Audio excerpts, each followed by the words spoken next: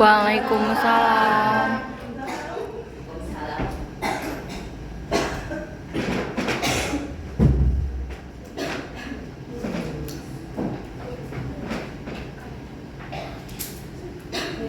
Assalamualaikum warahmatullahi wabarakatuh. Waalaikumsalam warahmatullahi wabarakatuh.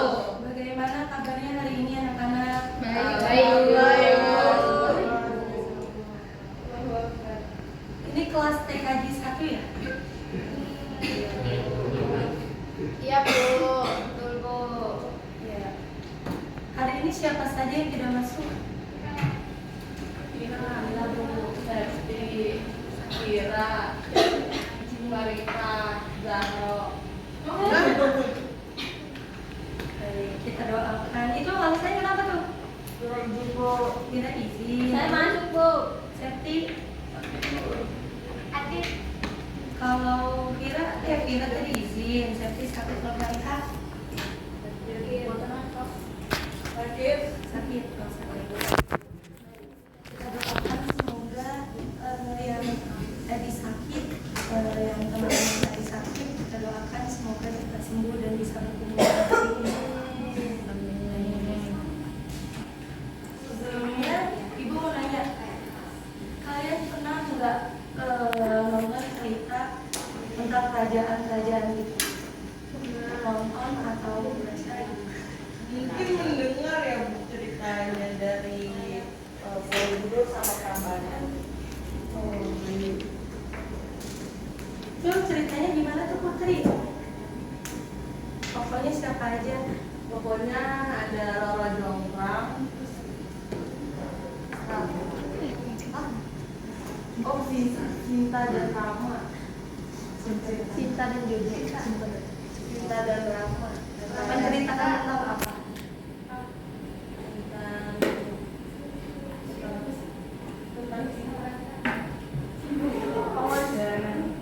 Pengorbanan.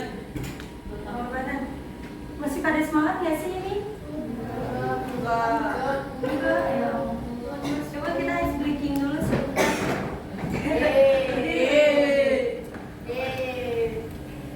Coba sini Putri, maju dulu. Ini ya Putri, nggak apa-apa Putri.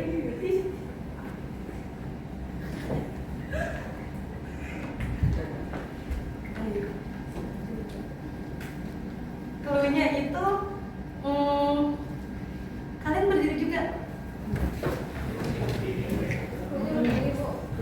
Cluenya itu dengarkan kata ibu ya. Kalau ibu bilang pegang hidung, pegang hidung. Tapi kalau nggak ada kata pegangnya, jangan dipegang hidungnya. Paham nggak? Paham.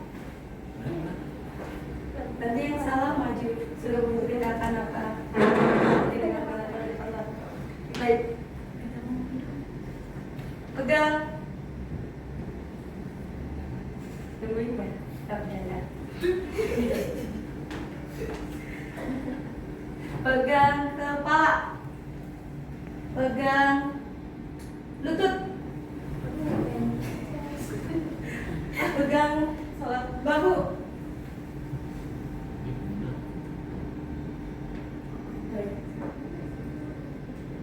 Pegang kepala temannya. Kalau aku dipegang dua orang ya.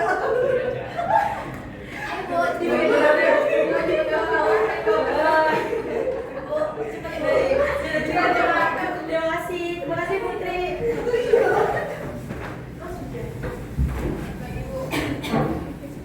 Baik, hari ini kita akan belajar tentang hikayat, karakteristik dan kaidah kebahasaannya. Menarik hikayat dari karakteristik dan kaidah kebahasaannya. Maaf ya Ibu, ini untuk memperbaiki. Jadi apa itu hikayat? Tolong bacakan, Ray.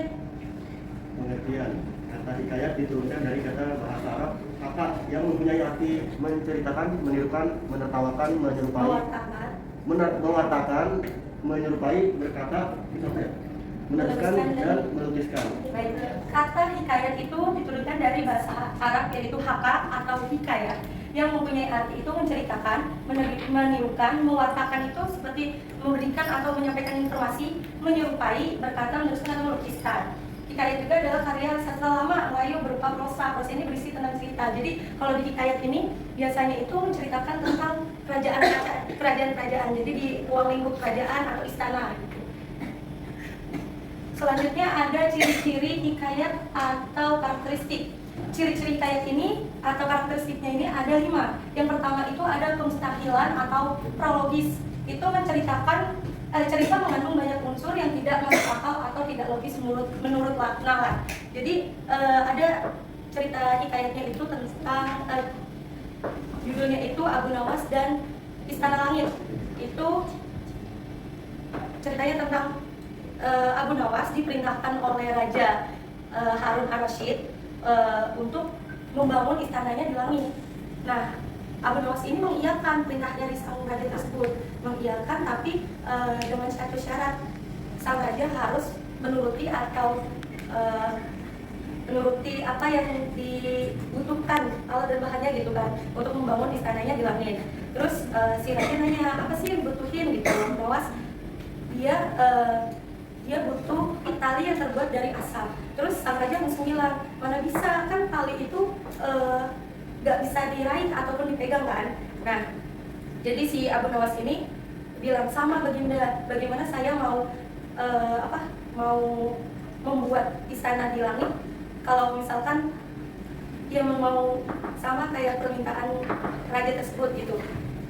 Nah, kalau di ilmu TKJ itu sama seperti kita mengirimkan sebuah pesan. Kita nih di negara Indonesia mengirimkan pesan ke teman kita yang di Arab Saudi atau di Rusia misalkan. Nah, itu kan kalau orang awam itu bilangnya mustahil gitu. Kalau di langit itu nggak ada saluran atau kayak kabel wifi gitu loh. Kan kalau orang awam nggak paham ya, kayak mustahil banget kalau nggak ada kabel-kabel gitu. Tapi kalau anak TKJ itu bilang itu tuh sebuah teknologi. Baik, selanjutnya ini ada kesaktian tokoh atau karakter utama tokoh yang seringkali memiliki kekuatan gaib atau kesaktian luar biasa. Karakter utamanya biasanya itu kalau di hikayat itu tentang raja atau pangeran. Biasanya itu berputar atau muter-muter di situ aja gitu. Contoh hikayatnya itu Indra Bangsawan. Cerita Indra Bangsawan itu menceritakan dua bersaudara dari istana. Itu saudaranya itu ada si Alam Syah sama Indra Bangsawan tersebut. Jadi dia itu memiliki kesaktian nih, karakter utama itu memiliki kesaktian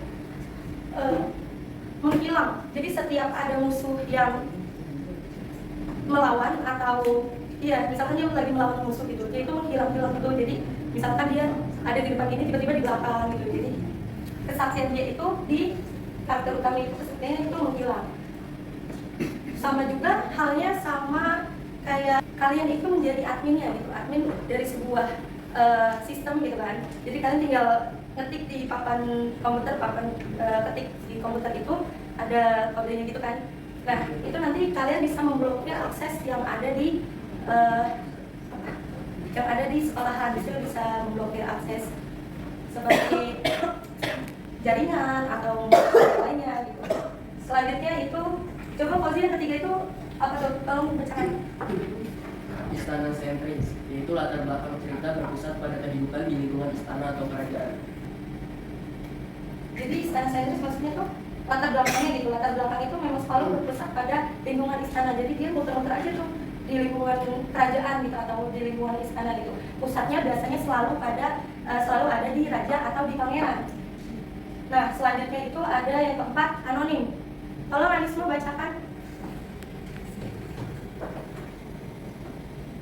Nomor 5 ya, 4.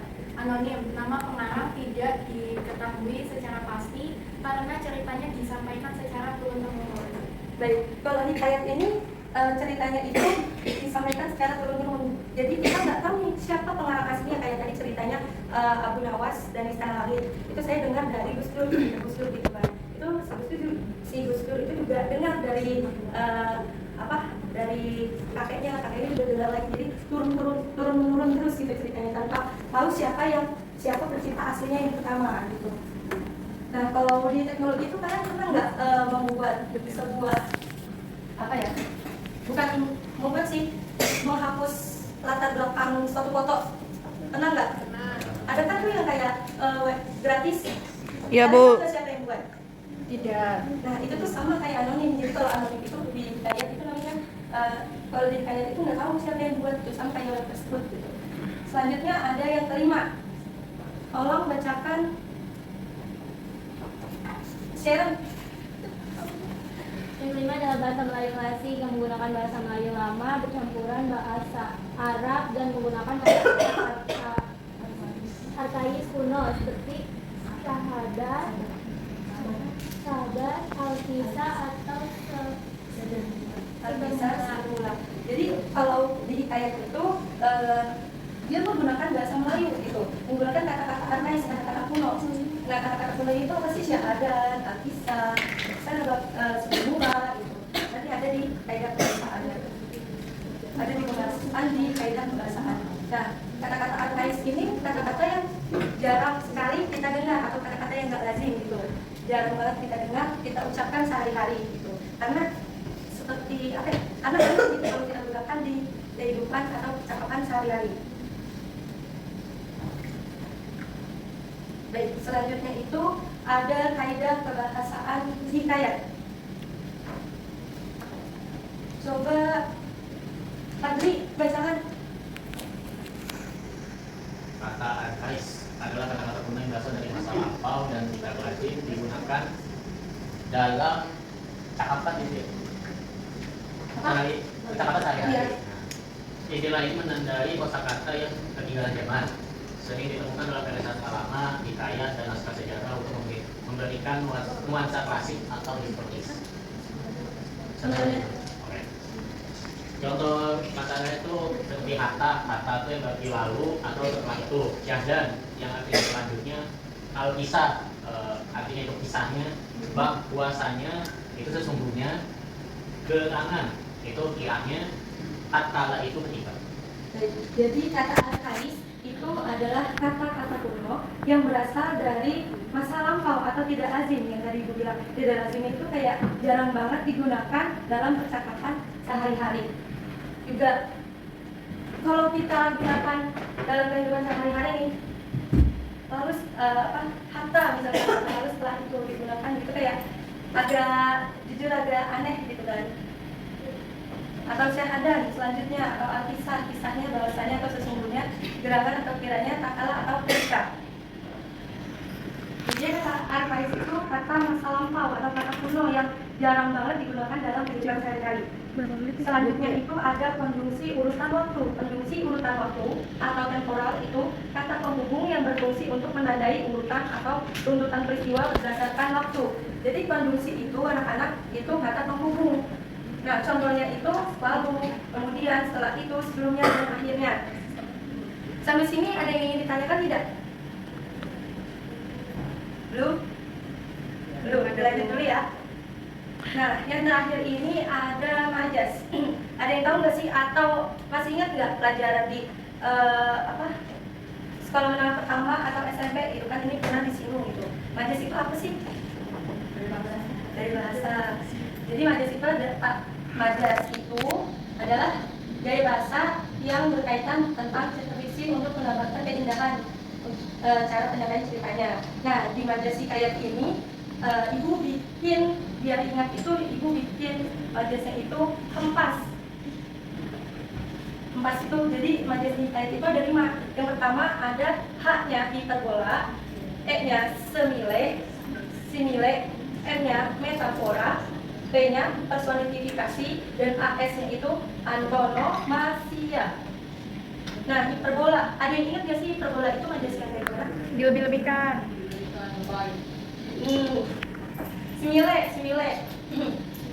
Simile itu membandingkan sesuatu dengan kata penghubung. Biasanya itu menggunakan kata seperti, bagaikan, bang, laksana gitu. Sedangkan metafora itu kiasan langsung, bukan makna sebenarnya. Dan personifikasi itu benda mati yang bertingkah manusia, seolah-olah hidup gitu seperti manusia, seperti misalkan lampu yang berkedip-kedip gitu. Dan yang terakhir itu ada AS, antonomasia, atau julukan seseorang atau ciri yang menonjol. Baik, di sini ada yang ingin ditanyakan tidak? Tidak. Sudah paham? Paham. Baik.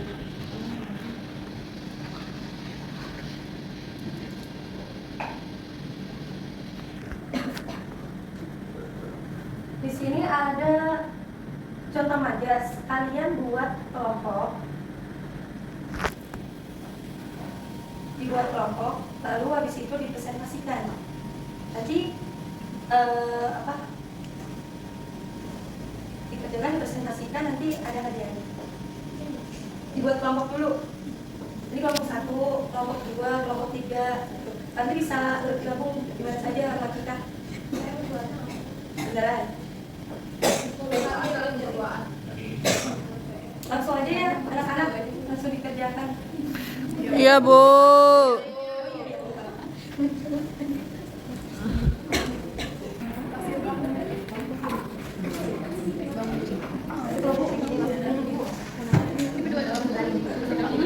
PR ya, Bu. PR untuk Jadi kalian ini mana nih yang tadian ada di bawah itu, ada di bola, ada personifikasi, terus alasannya apa? Ditanya juga bagian mana yang misalkan contohnya terus majas personifikasi. Misalkan personifikasi itu kata mana yang mengandung majas tersebut gitu ditanyain alasannya. Ya? Berdua aja. Kamu ada dulu. gue bantuin, ntar kalau maju gantian. Nanti kalau misalkan sudah rapi duluan, langsung maju, langsung presentasi, nanti ibu kasih hadiah. Enggak, Bu. Hadiahnya dulu. Mana Ray? Kerja sendiri gitu sih Ray. Sini apa Ray? Matematika.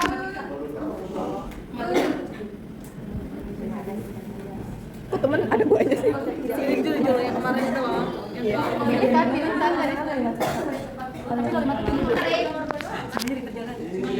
Diapain sih?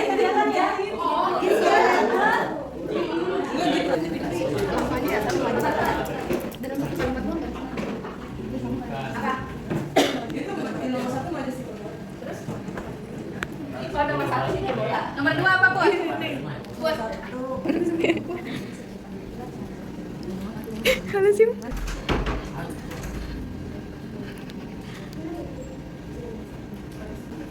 Biar slide. Sabar.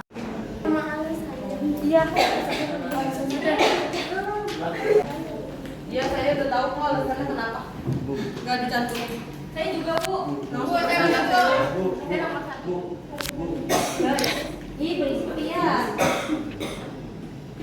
Bisa kok gitu sih? Tunggu, ini siapa bisa? Dikasih alasannya nggak punya dikasih. Kita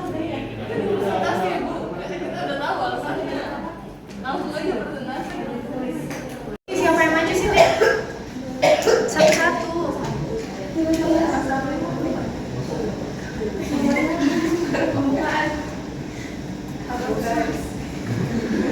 Halo everyone. Jangan dong. Halo guys, kita dari kelompok pada CPR. Yang pertama itu majas hiperbola menggunakan ungkapan berlebihan. Yang kedua majas simile. Kata perbandingan. Coba lu sih di yang pertama apa? Hiperbola, majas hiperbola. Hiperbola.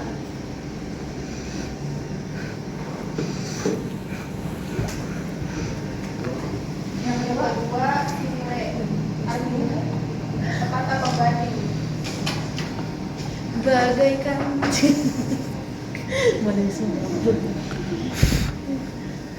Yang ketiga majas metafora. Membandingkan langsung tanpa kata hubung dan hiasan. yang keempat Yang keempat, personifikasi seolah memiliki sifat manusia.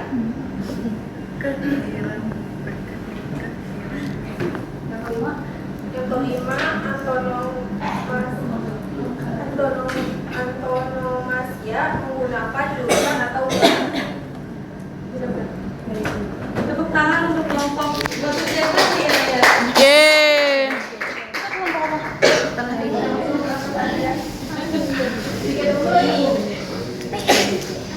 Ya dapat hadiah. Saya. Tadi Bu, ya sama-sama. Jadi anak-anak yang pertama itu Majas. Majas apa? Yang pertama? Hiperbola. Hiperbola. Alasannya? Karena itu terlalu berlebihan. Di sekolah kita sangat cepat Yola. Hari ini cepat Yola yang baik. Yang kedua, apa lu sih? Yang kedua adalah majas simile.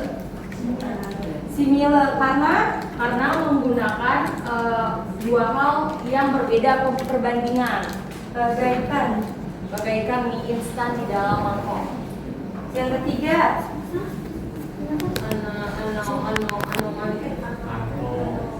antonomasia atau julukan si otak komputer, si ahli komputer itu.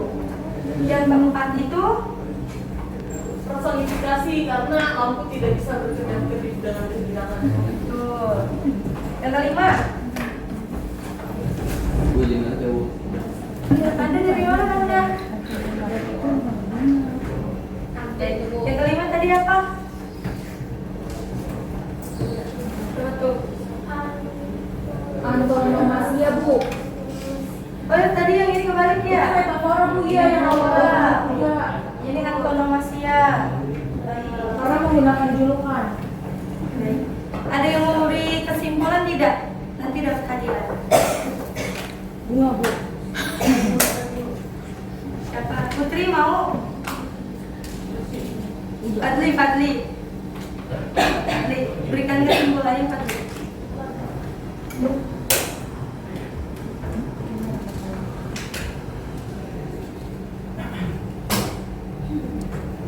Kesimpulan hari ini kita belajar hikayat. Hikayat itu bahasa Arab yang mempunyai arti menceritakan, terus menirukan, mewartakan, menyerupai atau tulisan. Nah, yang menceritakan itu tadi yang diceritakan oleh Ibu Manda. Terus yang mewartakan yang kita meniru, Memberikan informasi. ya memberikan informasi. Lalu contoh-contohnya tadi pakai kata-kata apa kayak bilangan, alkisah,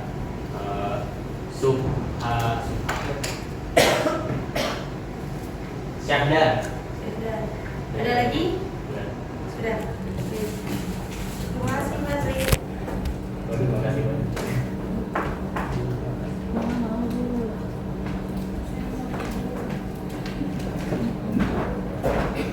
Baik, mungkin itu saja yang dapat Ibu sampaikan. Kurang lebihnya mohon maaf. Kita ucapkan hamdalah bersama-sama.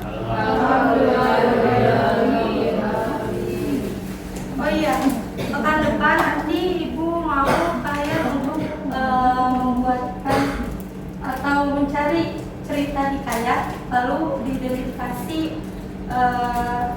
mengenai ciri-cirinya tadi yang Ibu sudah jelaskan. Tolong disampaikan ya ketua kelas. Terima kasih. Sama-sama Bu. Assalamualaikum.